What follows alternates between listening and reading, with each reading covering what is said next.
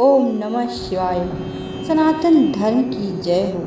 नमस्कार दोस्तों, आज मैं आपको सावन सोमवार की एक लड़की और उसके भाई की बहुत ही दुख भरी कहानी सुनाने जा रही हूँ। दोस्तों, यह कहानी बहुत ही इमोशनल एवं ज्ञानवर्धक है। इस कहानी से आपको बहुत कुछ सीखने को मिलेगा, इसलिए कहानी को पूरा जरूर सुनना। दोस्तों, यदि चैनल पर नए हैं तो कृपया चैनल को सब्सक्राइब करके बेल आइकन को प्रेस कर लीजिए, जिससे आप सदैव सनातन धर्म से जुड़े रहेंगे। दोस्तों, अगर आप हमारे चैनल पर पहली बार आए हैं तो हमारे चैनल को सच्चे दिल से मानते हो तो कमेंट में सच्ची श्रद्धा से हर हर महादेव जरूर लिखें। दोस्तों, मैं भगवान शिव से प्रार्थना करती हूँ कि हे भोलेनाथ, जो भी भक्त इस वीडियो को पूरा देखेगा और कमेंट में सच्ची श्रद्धा से हर हर महादेव लिखेगा, उनके घर परिवार को सुख शांति और संपत्ति से भर देना और अपना आशीर्वाद हमेशा उसके ऊपर बनाए रखना। तो दोस्तों, आइए इस छोटी सी कहानी को आपको सुनाते हैं। दोस्तों, किसी गांव में एक ग्वाला अपने बीवी बच्चों के साथ रहता था। उसके एक बेटा और एक बेटी थी। वे ग्वाला था तो उसके पास बहुत गाय और बछड़े थे। वे गायों को चराने जाता था और गायों का दूध दही घी बेचकर ही अपने परिवार का पालन पोषण करता था। जितना कमाता था उसकी पत्नी उसी में संतुष्ट थी और अपने बच्चों को पाल रही थी। एक दिन उसकी पत्नी बहुत बीमार हो गई और उसकी मृत्यु हो गई। अब ग्वाले के ऊपर ही अपने दोनों बच्चों की जिम्मेदारी आ गई। कहते हैं कि अगर पिता मर जाए तो माँ अपने बच्चों को सही तरीके से पाल लेती है, लेकिन एक पिता ऐसा नहीं कर पाता। उस ग्वाले को भी बहुत परेशानी हो रही थी। वह गाय चराने जाता तो अपने बच्चों के लिए भोजन तैयार नहीं कर पाता। बच्चे अभी छोटे थे। बेटी 10 साल की थी और बेटा 8 साल का। कुछ समय ऐसे ही बीत गया। फिर ग्वाले ने बच्चों को पालन पोषण के लिए दूसरी शादी कर ली। ग्वाले की दूसरी पत्नी घर आ गई। ग्वाले के बच्चों को बिल्कुल भी पसंद नहीं करती थी और ग्वाला भी अपनी दूसरी पत्नी के साथ खुश रहने लगा। अब ग्वाला अपनी दूसरी पत्नी के ही सारी बात मानता था। धीरे धीरे समय बीतता है और बच्चे बड़े हो जाते हैं। लड़का 12 साल का हो जाता है।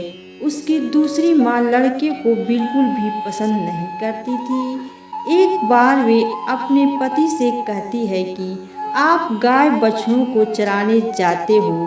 अभी लड़का बड़ा हो गया है, अब से गाय बछड़े चराने यह लड़का जाएगा। फिर बेचारा लड़का रोज सुबह जंगल में गाय बछड़े चराने जाता और शाम को वापस आता। इधर लड़की भी बड़ी हो गई थी।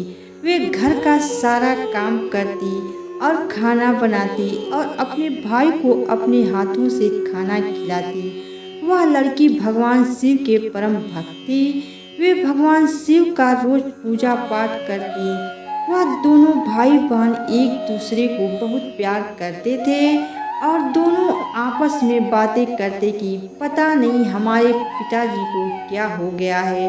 वह हम पर बिल्कुल भी ध्यान नहीं देते। जब से हमारी माँ की मृत्यु हुई है, हमारे कितने कष्ट भरे दिन आ गए हैं। तब बहन अपने भाई को समझाती है कि तुम बिल्कुल भी चिंता मत करो, तुम्हारी बड़ी बहन है ना। यह कहकर वे अपने भाई को ढांढस बंधा देती है। फिर भाई कहता है, दीदी मुझे माँ की बहुत याद आती है। अगर आज हमारी माँ होती तो हमें कितने प्यार से खाना खिलाती। दोनों भाई बहन अपनी माँ को याद करके रोने लग जाते हैं। ऐसे ही दिन बीत रहे थे। एक दिन लड़का गाय चराने जंगल गया। जंगल में लड़के को एक शेर मिल गया तो लड़का दौड़कर एक पेड़ पर चढ़ गया और शेर से कहा, शेर भाई तुम मुझे क्यों खाना चाहते हो? तब शेर ने कहा, भाई मैं बहुत भूखा हूँ, अगर तुम चाहते हो कि मैं तुम्हें ना खाऊं तो तुम मुझे एक गाय का बछड़ा दे दो, जिसे खाकर अपनी भूख मिटा सकूं। लड़के ने कहा, भाई मैं अपनी बहन का इकलौता सहारा हूँ, मेरी बहन तो रो रो कर मर जाएगी। मेरे पिता और सौतेली माँ हैं जो हम दोनों पर बहुत अत्याचार करते हैं। मैं अपनी बहन की उम्मीद नहीं टूटने दे सकता। अगर फिर भी तुमने मुझे खाना है, यह गाय और बछड़ा खाना है, तुम्हें नहीं कह सकता, क्योंकि इसके लिए मुझे अपने माता पिता से पूछना होगा।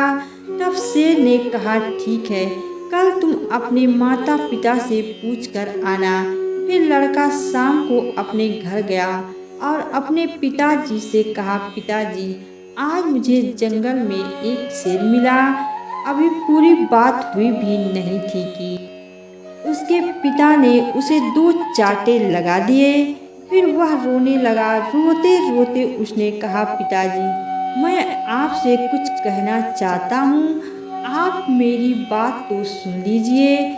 जैसे तैसे लड़के ने अपने पिता को सारी बात बताई कि जंगल में उसे कल एक शेर मिला था, वह मुझे खाएगा या गाय और बछड़े को। यह सब बात उसकी सौतेली माँ सुन रही थी। उसने कहा कि गाय और बछड़ा कम नहीं होने चाहिए, पता है वह कितनी कीमती है, उनके दूध से ही तो हमारा घर चलता है और तुम्हारे बिना तो हमारा कुछ नहीं बिगड़ेगा, इसलिए अच्छा है शेर तुम्हें खा जाए। अब वह बेचारा दुखी मन से अपनी बहन के पास गया। उसकी बहन ने खाना खिलाया और पूछा कि तुम इतने उदास क्यों हो? तब लड़के ने सारी बात अपनी बहन को बता दी। उसकी बहन उसे समझाने लगी कि तुम तो मेरी जिंदगी का आधार हो भाई, तुम्हारे बिना ना तो मैं जीने की सोच भी नहीं सकती, अगर तुम्हें कुछ भी हो गया तो मैं भी जिंदा नहीं रहूंगी, इसलिए तुम जंगल को जाना और एक बछड़ा शेर को खाने को दे देना। अगर गाय जिंदा रहेगी तो दूसरा बछड़ा और आ जाएगा। और उसके पिता ने भी यही कहा था कि शेर तुझे खा जाएगा तो पुत्र तो और भी हो जाए। यह सारी बातें बहन ने सुन ली थी तो भाई ने कहा, ठीक है। वह दूसरे दिन वह फिर जंगल में गया तो शेर उसका इंतजार करता मिला। शेर ने कहा, कहो तुम अपने माता पिता से आज्ञा लेकर आए हो या मैं तुम्हें खा लूं? तब लड़के ने सारी बात शेर को बताई और कहा, मेरी बहन ने कहा है कि तुम एक बछड़े को खा लो।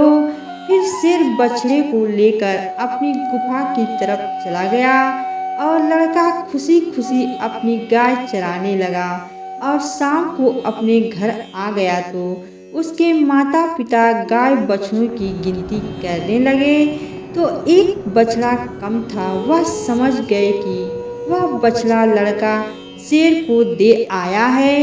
इस बात पर वह दोनों बहुत गुस्सा हो गए और उसे मारने लगे। उसके पिता ने उसे डंडे से इतना मारा कि वह बेहोश होकर गिर पड़ा। उसकी बहन यह सब देख रही थी और उसको बहुत बुरा लग रहा था, लेकिन वह कर भी क्या सकती थी। जब उसके माता पिता चले गए तब बहन अपने भाई को उठाकर कमरे में ले गई और उस पर पानी के छींटे मारे। जब होश में आ गया तो उसे पानी पिलाया, खाना खिलाया।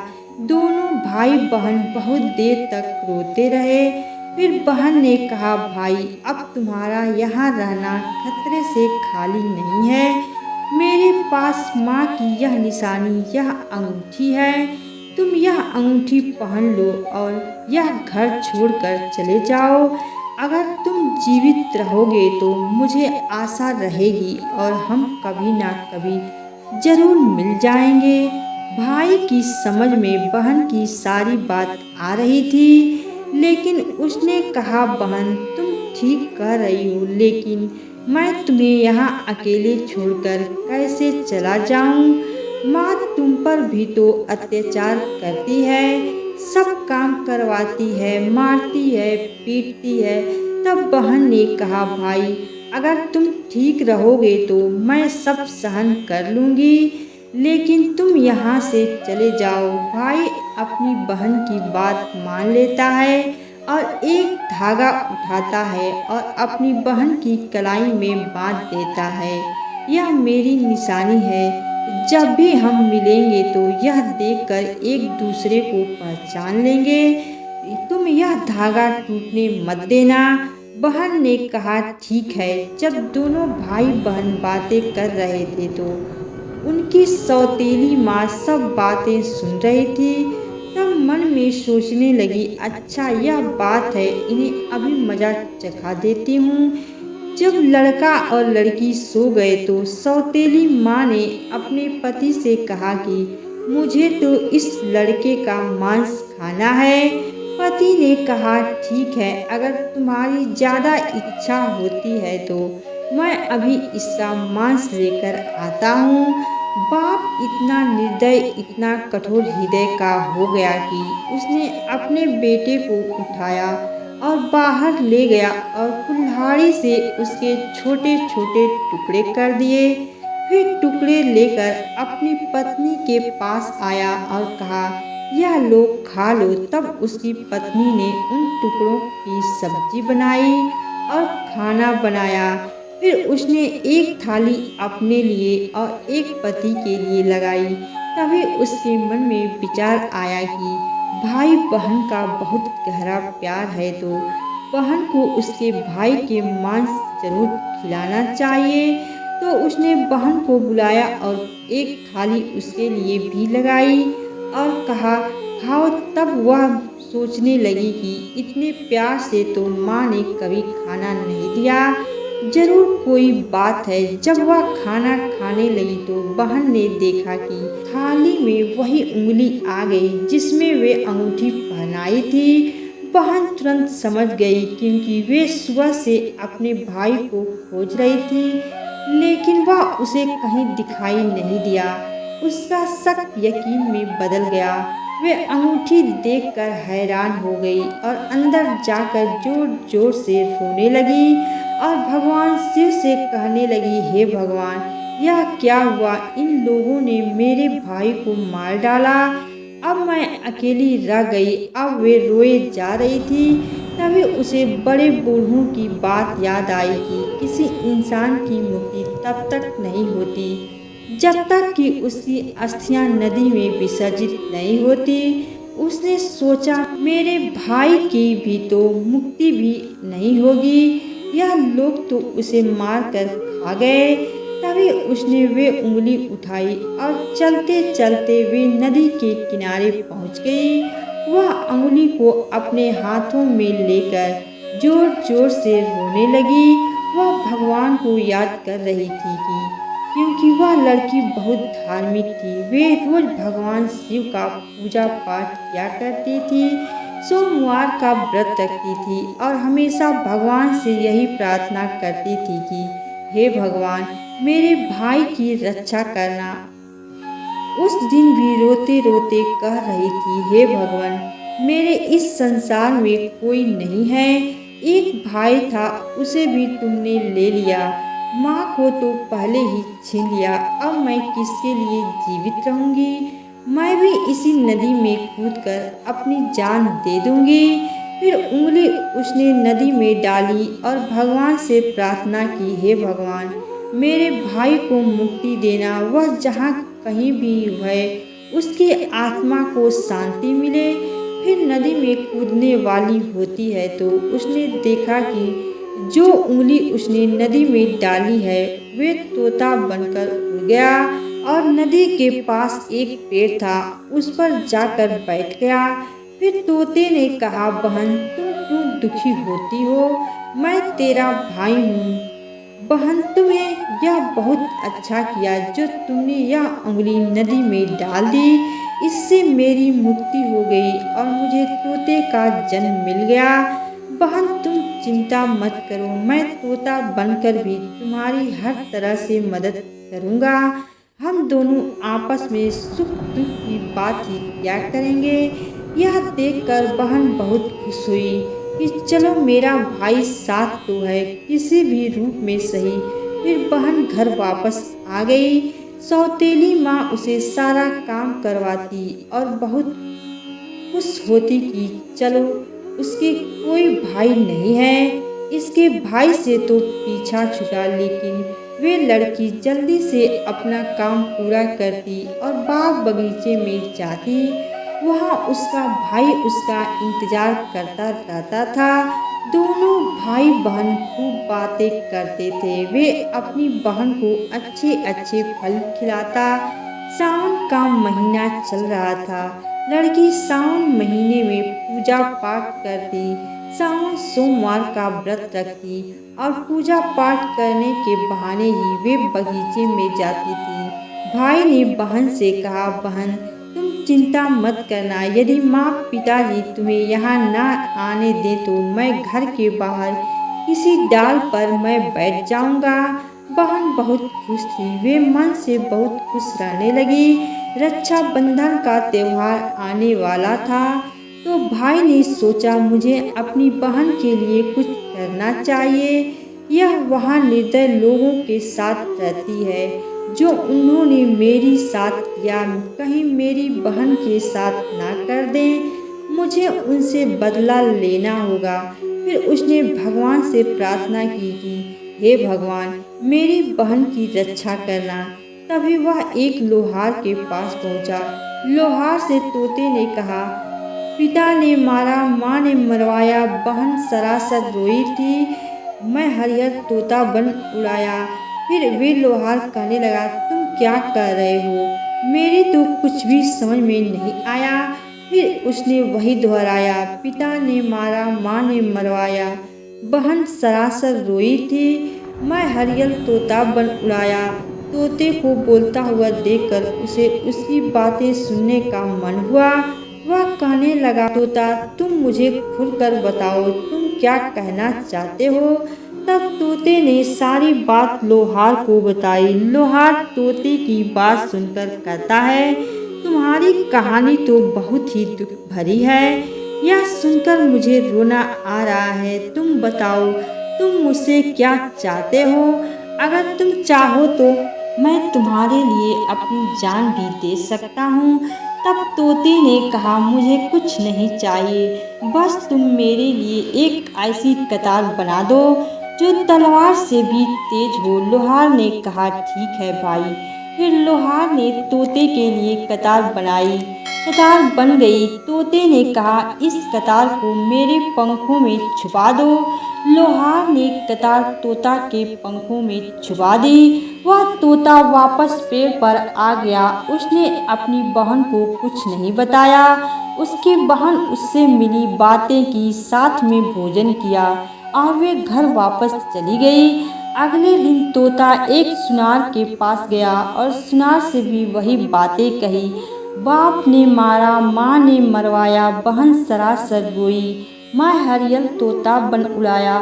सुनार ने कहा, तुम क्या कह रहे हो, मेरी समझ में नहीं आ रहा है। वे फिर से वही कहने लगा। सुनार को भी उसकी बातें जानने की इच्छा हुई कि यह क्या कहना चाहता है।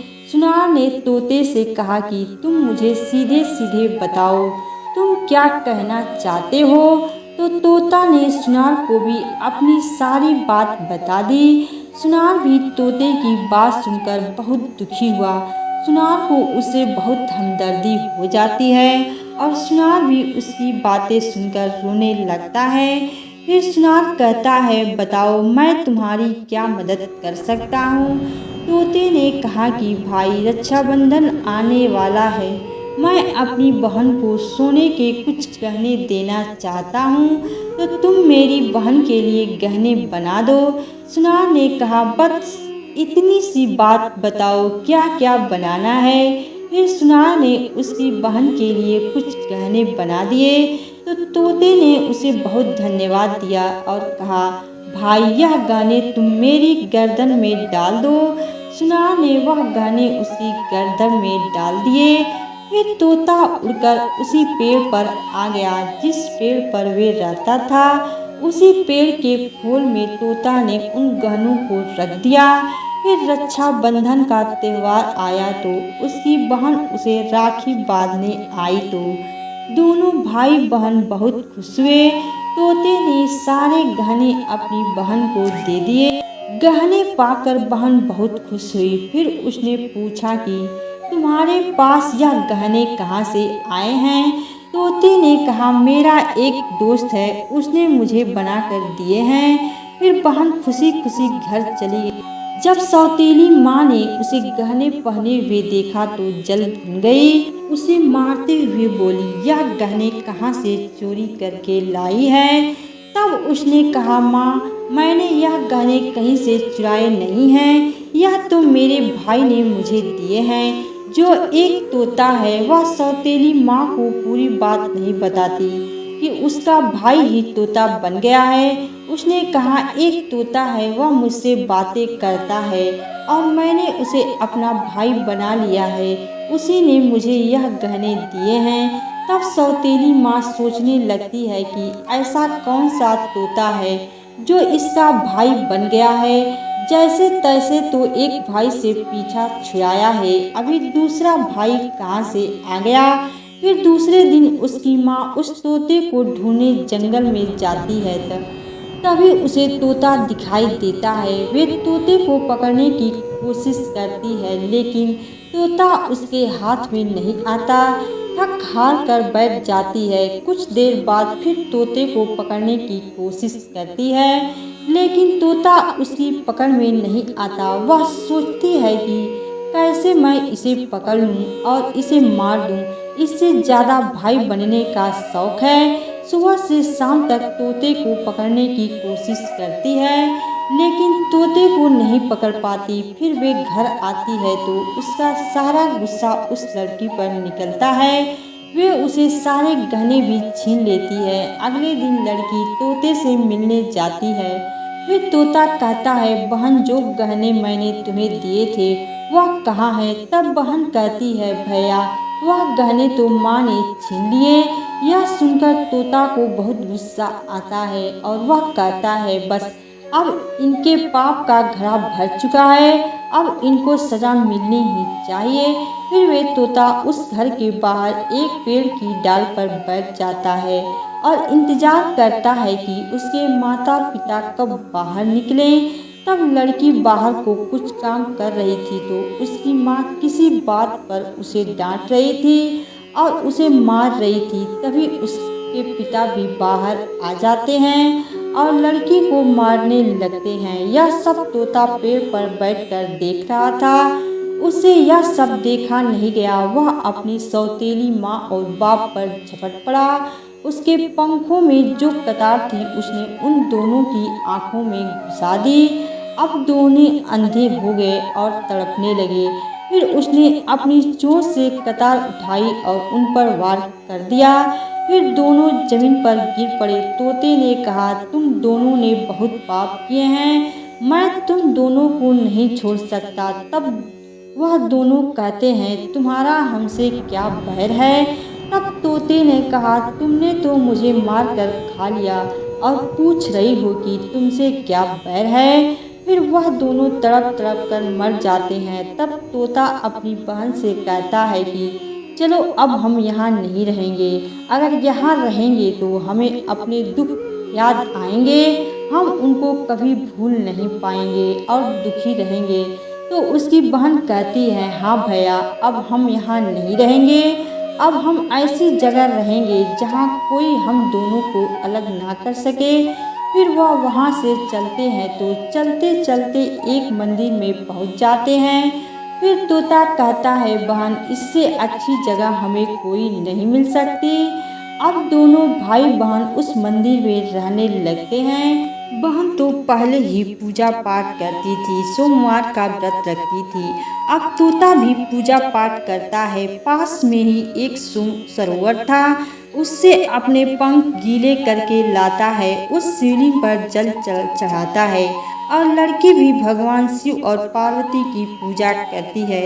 ऐसे ही दिन बीत रहे थे। उसकी सच्ची भक्ति को देखकर एक दिन माँ पार्वती ने भगवान शिव से कहा कि देखो कितने दुखिया बहन भाई हैं, इनको देखकर मुझे रोना आता है। यह कितने तन मन से आपकी सेवा करते हैं, आपको इनका दुख दूर करना चाहिए। तब शिव जी ने कहा, हे पार्वती, यह तो संसार सागर है, हम किस किस का दुख दूर करेंगे। लेकिन माँ पार्वती हट करने लगी और कहने लगी, नहीं भगवान, आपको इनके दुख को दूर करना ही होगा। तो भगवान शिव पार्वती माँ के हट के आगे मान जाते हैं। जब वह दोनों भाई बहन पूजा कर रहे थे तो भगवान शिव और पार्वती प्रकट होते हैं और उनसे मन चाहा वरदान मांगने को कहते हैं। तो लड़की ने कहा, हे भगवान, मुझे कुछ नहीं चाहिए, मैं तो बस इतना चाहती हूँ कि मेरा भाई पहले वाले रूप में आ जाए और हम भाई बहन को कोई अलग ना कर सके। उसकी यह बात सुनकर भगवान शिव और माता पार्वती बहुत खुश होते हैं और उन्हें वरदान देते हैं कि उसका भाई पहले जैसा हो जाए। फिर भगवान शिव पार्वती की कृपा से वे लड़का पहले जैसा हो गया और अब भाई बहन बहुत खुश हो गए और भाई बहन खुश होकर भगवान भोलेनाथ की पूजा करने लगे और बड़े प्यार से रहने लगे। तो दोस्तों, यह थी आज की ज्ञानवर्धक वीडियो। अगर आप ऐसे ही रोचक कहानियों का लाभ अधिक से अधिक लेना चाहते हैं तो इस वीडियो को लाइक करके हमारे इस चैनल अनीता भक्ति चैनल को सब्सक्राइब करें। इस वीडियो को अपने दोस्तों एवं परिवार के साथ शेयर भी जरूर करें। दोस्तों, अगर आप भी मेरी तरह भगवान भोलेनाथ के भक्त हैं तो कमेंट बॉक्स में सच्ची श्रद्धा से हर हर महादेव अवश्य लिखें। धन्यवाद दोस्तों, हर हर महादेव।